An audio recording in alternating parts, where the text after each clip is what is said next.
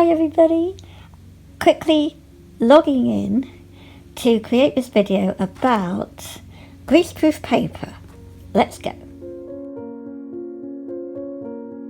Okay everybody, I want to talk to you about greaseproof paper. You might be thinking, what are you talking about? Why are we talking about greaseproof paper? Are we a cooking channel? No, we're an art channel. So, I like to use this paper for protecting my work in my sketchbook. Particularly now I'm using my Conte pencils and that roll has just fallen out. So basically it is like tracing paper, except food grade paper is going to be acid free and no chemicals, so it's safer to use in your sketchbook. Plus it's really thin and it's like a wax on both sides, except there's no residue as such. You know, there isn't any residue. It's just like non-stick paper. So I like to just cut a small square. It doesn't have to be perfect. And I then just put one into the sketchbook so that the double-sided pages, you know, are protected. So I just did it in this Artway Indigo sketchbook. And I just used some Yoo-Hoo glue just at the top here.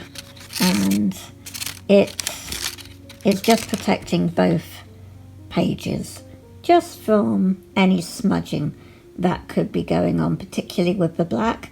Though I have to say with the Conte, the point of it is that you blend and blend and blend and blend all of the pigment into the paper, and you use ever so little of the pigment, which is why they're supposed to last you so long.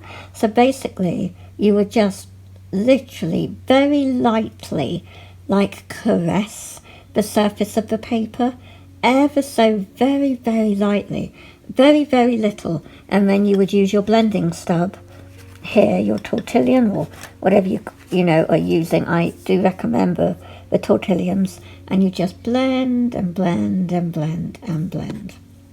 Though I would recommend getting some quality tortillons, because I've actually had them where I not sharpen but clean them on the sanding paper and they've actually completely unraveled. So that didn't help me and I had to just bin the whole thing. So, you know, the thing is I rarely clean them because I like having a mixture of the pigment that kind of just works all together. So yeah, I just thought I would share that nugget of information with you guys because it just helps. You have to obviously have two hands ideally and not be in a rush like I am on camera constantly, and I've got to re-glue it now. But basically I also use clips. I was in a hurry. It's unstuck itself at the moment. It's greaseproof, glue won't work. You do ideally have to use paper clips, and I use two metal ones at the bottom here. I would just pin them and it works. Okay, so if you're looking to protect your work from smudging and you want to be able to use both sheets of the paper, both sides, that's what you would use.